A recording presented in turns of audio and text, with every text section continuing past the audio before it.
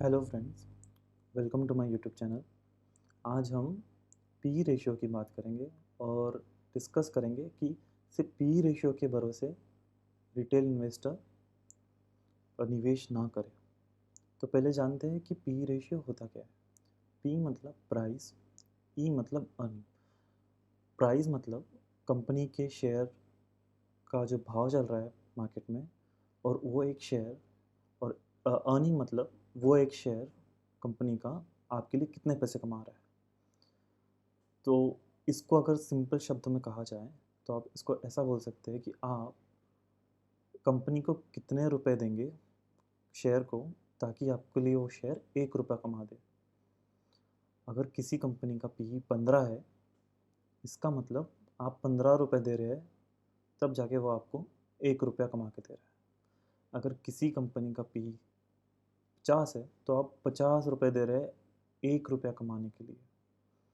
तो इस डेफिनेशन से नॉर्मल रिटेल इन्वेस्टर को लगता है कि जिस भी स्टॉक का पी कम हो, मुझे वही लेना चाहिए। मैं क्यों ज़्यादा अपने पैसे दूँ?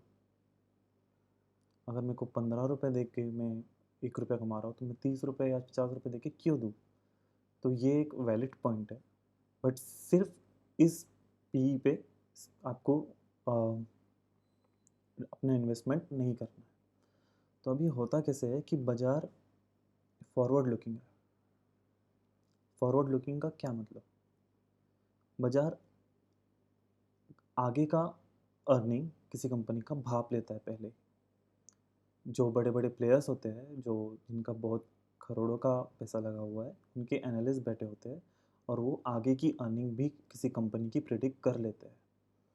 तो वो इंतज़ार नहीं करते किसी कंपनी का अच्छा रिज़ल्ट आने के लिए, वो खुद ही पहले एनालिसिस कर लेते हैं कि इस कंपनी का रिज़ल्ट अच्छा आने वाला है, मुझे अभी इस कंपनी में पैसे लगा देने चाहिए। तो इससे होता क्या है कि बड़े प्लेयर पैसा तो लगा देते हैं, तो उस शेयर का प्राइस बढ़ जाता है। बट अभी अर्निंग अर्निंग का डेटा तो करंट का डेटा है, सामने का डेटा नहीं पकड़ा जाता पी रेशियो में। तो उससे उसका पी रेशियो बढ़ जाता है। तो शेयर अच्छा है, इतने बड़े लोग उस पर बुलिश है, बट उसका पी रेशियो बढ़ चुका है। तो इसका मतलब ये नहीं है कि आप उसको अपनी वॉच लिस्ट से हटा देंगे ताकि वो बहुत महंगा है।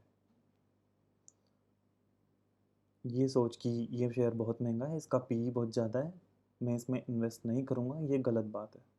अब मैं आपको ये नहीं बोल रहा हूँ कि आपको वो ज़्यादा पी पे लेना है। आपको ऐसे शेयर फाइंड करने हैं जिनको आपको भी पता है कि इस शेयर में ग्रोथ होने वाली है।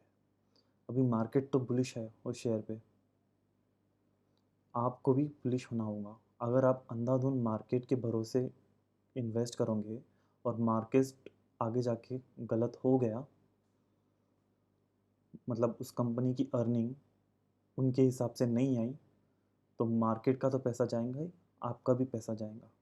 तो मार्केट भले ही बुलिश हो, आपको भी उस शेयर के लिए जानकारी निकालनी होगी और जानना होगा कि ये शेयर में क्या पोटेंशियल है फ्यूचर में, ताकि मैं इसमें इन्वेस्ट करूँ।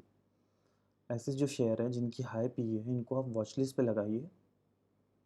और ऐसे कुछ इंसिडेंट होते हैं जिससे शेयर का प्राइस गिरता है, जब भले ही वो कंपनी रिलेटेड ना हो। जैसे आप देख सकते हो कोरोना वायरस में बहुत सारे शेयरों का प्राइसेस गिर गया। यही समय पे आपको ऐसे शेयर्स लेने हैं। इसलिए नहीं कि मार्केट इस पे बुलिश है, इसलिए क्योंकि आपने अपनी रिसर्च की है और you are also bullish on that share. अब आप पता कैसे करें कि ये शेयर आगे परफॉर्म करेगा कि नहीं करेगा? भैया ये अगर किसी ने कर, यही तो वो एनालिस्ट लोग काम करते हैं। तो ये काम अभी आपको एज ए रिटेल इन्वेस्टर करना होगा। इतना आसान नहीं है शेयर मार्केट में पैसा कमाना। आपको आगे का इसको गैम्बलिंग नहीं कहेंगे, आपको उस फील्ड का नॉलेज होना चाहिए। अब मुझे सारी फील्ड का नॉलेज नहीं है, तो मैं उस शेयर में नहीं लगाऊंगा जिस शेयर का मुझे नॉलेज नहीं। अब मैं उस शेयर में नहीं लगाऊंगा, मुझे कंस्ट्रक्शन का नहीं पता, तो भले ही कंस्ट्रक्शन की कंपनी का दाम गिर जाए, बट अगर मुझे उस कंपनी के बारे में नहीं पता, तो मैं इन्वेस्ट नहीं करूँ। लेकिन ऐसा कुछ शेयर है जिसका अभी करंटली पी हाई है और मुझे भी पता है कि ये कंपनी अच्छी है और market also recognises that the share is good, तो आप वेट कीजिए उस शेयर का गिरने का। अब मैं आपको एग्जांपल में दिखाता हूँ कि एग्जांपल दिखाता हूँ आपको कि कुछ शेयर है जो हाई पी पे बट स्टिल वो अच्छे शेयर है। अब इसका मतलब ये नहीं है कि आप लो पी के शेयर को इग्नोर मार दें। अगर कंपनी अच्छी है तो ये तो और अच्छी बात है। अगर आपको इंतज़ार भी नहीं करना पड़ रहा है, लो पी पे अच्छी कंपनी का ले रहे हो तो।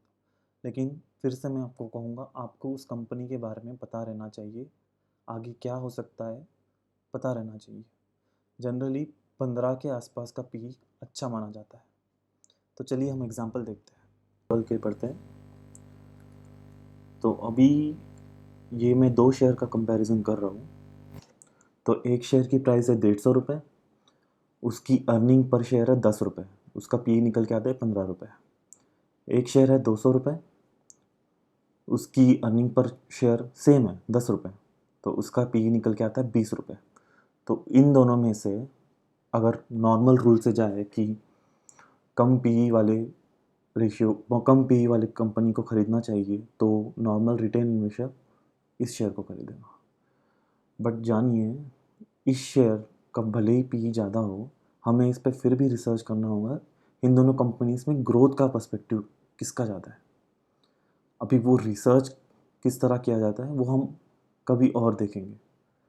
बट अब मैं सिर्फ इतना बताना चाहता हूँ कि सिर्फ बी के भरोसे आप उसको हटा ना दें, उसको वॉच लिस्ट पे रखें। अभी क्या होता है कि फ्यूचर में इसकी अर्निंग पर शेयर सेम रह गई 150 वाले शेयर की, तो उसका फ्यूचर में पी रहा 15। अब फ्यूचर में अर्निंग पर शेयर 200 रुपये वाले शेयर की हो गई 25। तो जिस तरह से बड़े प्लेयर्स ने प्रिडिक्ट किया था, उसका पी हो गया 8। तो भले ही उन्होंने 20 की पी पे ख़रीदा है, बट असल में उन्होंने आगे की फ्यूचर्स का प्रिडिक्शन करके उन्होंने 8 की पी पे ख़रीदा है। So that is the thing. So यही एग्जांपल था जिसमें मैं बताना चाहता था कि ऐसा ज़रूरी नहीं है कि हाई पी वाला आपको इग्नोर मारना है। आपको हमेशा फ्यूचर का सोचना है। आप आप आपको जो डेटा मिला है वो आपको करंट डेटा तक मिला है। तो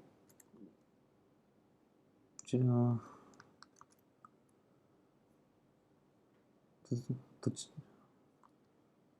तो चलिए यहीं पे वीडियो समाप्त करते हैं। आपको कोई भी डाउट है तो मुझे पूछ सकते हैं। ये नया चैनल है तो लाइक और सब्सक्राइब करेंगे तो मुझे बहुत मदद मिल जाएंगी। मैं इस चैनल को 5000 या 6000 सब्सक्राइबर्स तक पहुंचाना चाहता हूँ। और कुछ भी डाउट दीजिए तो आप मुझे कमेंट में पूछ दीजिए। Okay, bye.